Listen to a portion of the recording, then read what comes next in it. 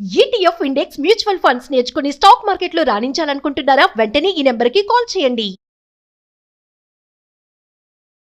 Hi hello నమస్తే, welcome back to Suman TV. ప్రస్తుతం మనతో పాటు ఉన్నారు స్టాక్ మార్కెట్ అనలిస్ట్ సుందరాం రెడ్డి గారు. నమస్తే సార్. నమస్తే.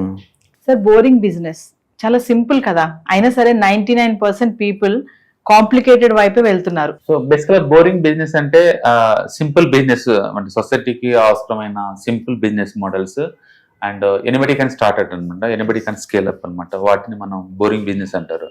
Example laundry. ప్రతి ఒక్కరికి లాండ్రీ కావాలి. ఇప్పుడు ఇవాళ రేపట్లో చాలా బిజీ లైఫ్ స్టైల్ ఏంటంటే ఇమీడియట్లీగా లాండ్రీ చేయాలంటే కుదరపోవచ్చు. సో సింపుల్ గా కేజీకి 30-40 రూపీస్ తీసుకుంటారు. ఓకే, ఒక చిన్న మిషన్ కొనుక్కొని ఒక చిన్న రోడ్డు పక్కన ఉంటే చాలు, ఆటోమేటిక్ గా బ్యాచిలర్స్ ఎక్కువ చోట మిషన్ తగిలి పెట్టామనుకుంటే వస్తూనే ఉంటుంది కంటిన్యూస్ గా. అది సింప్లిఫై గా. రెండోది టీ సెంటర్స్. ఒక మంచి జంక్షన్ లో కనుక టీ షాప్ లాంటివి ఉన్నాయి అనుకోండి, షాప్ ఓపెన్ చేస్తారు, 24/7 వస్తూనే ఉంటారు. ఈ college boring business. And parking LADS, ఎక్కడన్నా మనం ఆక్షన్ చేసి తీసుకున్నాం అనుకోండి, car parking, it's regular boring business, money వస్తూనే ఉంటాయి అనమాట అదే పనిగా. అలాగే కార్ వాషింగ్, ప్రతి ఒక్కళ్ళకి కార్ వాషింగ్ నీడ్ కావాలి. ఇలాంటి ఏంటంటే సింపుల్ బిజినెస్ మోడల్ అన్నమాట, సింపుల్ బిజినెస్ మోడల్స్ ఇవన్నీ కూడా. అలాగే ప్యాకర్స్ అండ్ మూవర్స్, ఏదైనా సిటీ మూవ్ బయటకు పోవాలంటే ఇవన్నీ. అలాగే వేర్ హౌసెస్, ఇవన్నీ అనమాట. ఇవేంటంటే చాలా సింపుల్, ఎనీబడి కెన్ మేనేజ్ అనమాట. ఇట్స్ బట్ బోరింగ్ కాబట్టి జనాలు ఎక్కువ మంది ఏంటంటే బిజినెస్ అనగానే అదొక కాంప్లికేటెడ్ గా థింక్ చేస్తుంటారు, ఏదో టెక్నాలజీ అది తేవాలి ఇది తేవాలని. బట్ ఇవి చాలా ఈజీ అనమాట మేనేజ్ చేయటం, ఎందుకంటే సింప్లిఫై సింపుల్ అనమాట. ఏదైనా ఇంపార్టెంట్ జంక్షన్ లో కనుక మనకి ఇల్లు ఉందనుకోండి, ఇప్పుడు ఈవెన్ వెండర్ ఏటీఎం మిషన్స్ కి రెంట్కి ఇచ్చినా సరే మనకు డబ్బులు వస్తూ ఉంటాయి. చిన్న చిన్న గదులు కట్టేసి ఏటీఎం వాటికి ఇచ్చిన, అలాగే ఏదన్నా ఆటోమేటిక్ టెల్లరీ మిషన్ అది ఆటైపోట్ వాటికి ఇచ్చినా వస్తూ ఉంటాయి అనమాట అవి. అలాగే కన్సల్టెంట్స్ చిన్న చిన్న రూమ్ లాగా ఇచ్చినా సరే వస్తూ ఉంటాయి.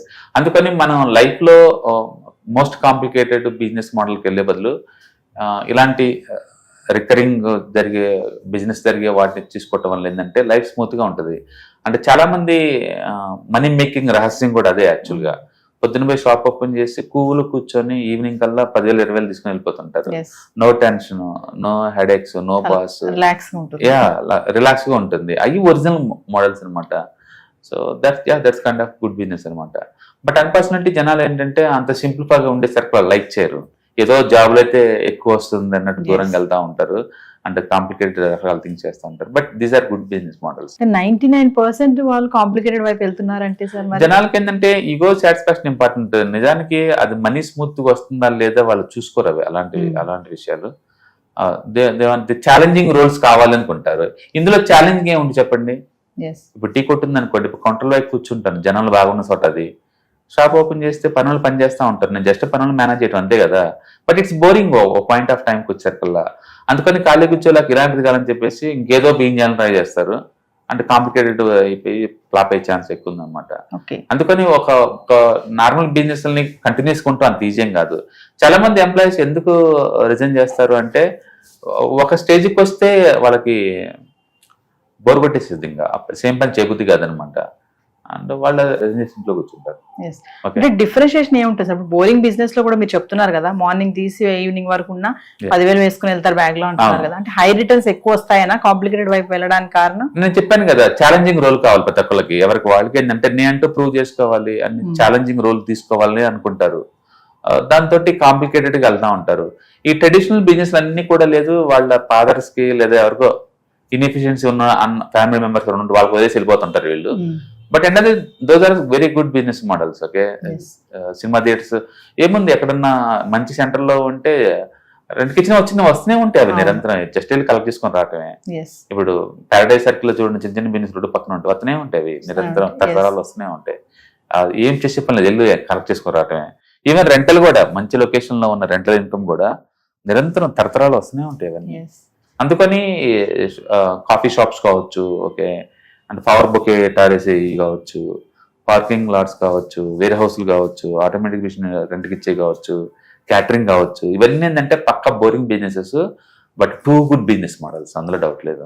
అంటే జనాలు అనవసరంగా వాటిని ఓవర్లుక్ చేస్తున్నారు కానీ బట్ అదర్వైజ్ సటర్నిటీ ఉన్న బిజినెస్ మోడల్స్ అనమాట. సొసైటీ ఉన్నంత కాలం ఇవి ఉంటాయి. రిటర్న్స్ కూడా బాగానే ఉంటాయి. Yeah, it's too good returns. Returns లేకుండా వాళ్ళు దాన్ని ఎక్స్పాండ్ చేయరు, ఉండలేరు కదా. ఇక్కడ కాంప్లికేటెడ్ అన్నారు కదా సార్, ఒక 2-3 కాంప్లికేటెడ్ బిజినెస్ అంటే ఫర్ ఎగ్జాంపుల్ ఇప్పుడు కాంప్లికేట్, ఇప్పుడు యూట్యూబ్ లో ఫ్రీగా మనీ వస్తుందని చెప్పి దీని జోలు వెళ్ళారు అనుకోండి, దీనికి బ్యాక్గ్రౌండ్ టీమ్ పెద్ద మెయింటైన్ చేస్తా ఉండాలి, అండ్ సెలబ్రిటీస్ ని ఇన్వైట్ చేస్తా ఉండాలి, అండ్ చాలా మంది కోఆర్డినేట్ చేస్తా ఉండాలి, కంటెంట్ కావాలి, కంటెంట్ జనరేషన్ నిరంతరం చేస్తా ఉండాలి, కాంపిటీషన్ కి వ్యూవర్స్ నిరంతరం, గూగుల్ పాలసీలు నిరంతరం మారిపోతా ఉంటాయి, యాడ్సెన్స్ ఇన్కమ్ రూల్ ఏం లేదు, ఎవరో 2-3 సక్సెస్ఫుల్ గా రన్ అవుతున్నాయని చెప్పేసి 100 కొద్ది బిగిన్ చేస్తారు, అందులో 80% రూపాయి కూడా రాదు, మధ్యలోనే స్టక్ అయిపోయి మొత్తం ఎఫర్ట్స్ అని వేస్ట్ అయిపోతాయి. వాళ్ళకి మేబీ వాళ్ళకి కనుక ఆల్రెడీ ఆ బిజినెస్ ఉంటే పర్వాలేదు, నేను ఏంటంటే టీ కాఫీ షాప్లు ఉంటే పర్వాలేదు, నేను లేని గురించి మాట్లాడలేదు, ఉన్నోళ్ళు కూడా వాటిని వదిలి రావాల్సిన అవసరం లేదంటున్నాను. అందులో కూర్చుంటే షాప్ లోనే వచ్చేస్తున్నది అమౌంట్. అట్లా కన్సల్టెంట్ కావచ్చు, చాలా ఉన్నాయి సొసైటీలో, చాలా బిజినెస్ మోడల్స్ అన్ని కూడా లేదు, కన్సిస్టెన్సీగా ఉంటాయి, కాకపోతే స్కేలబుల్ చేయలేవు దాన్ని. బట్ ఇట్స్ ఓకే, నేను షాప్ ఓపెన్ చేసి నాకు మనీ వస్తా ఉంటాయి, లైఫ్ స్మూత్ నడుస్తూ ఉంటాయి. చాలా మంది ఫుడ్ బిజినెస్ చూడండి, యావర్గ్రీన్ పెద్ద పెద్ద హోటల్స్, ఒకసారి బ్రాండింగ్ వస్తే చాలండి, కొన్ని డెకేడ్స్ కంటిన్యూ అవుతాయి. బ్రాండింగ్ బట్టి చాలు, మంచి బ్రాండ్ అంతే. అంతదారు కాలేజ్ బోరింగ్ బిజినెస్ లో బై డిఫాల్ట్ అది ఛాలెంజింగ్ రోల్స్ ఏం లేవు దాంట్లో, అంటే గవర్నమెంటల్ హరాస్మెంట్స్ ఏమి ఉండవు, సింపుల్ బిజినెస్ మోడల్ బాగుంటుంది, రిటర్న్స్ కూడా బాగానే వస్తాయి. మరి ఎందుకు సార్ బోరింగ్ బిజినెస్ అని ఎందుకు పెట్టారు దానికి? అంటే సేమ్ బిజినెస్ పదే అంటే ఇక్కడ క్రియేటివ్ వర్క్ లేదు, ఇంకా సేమ్ పని పదే నువ్వు చేస్తా ఉంటావు.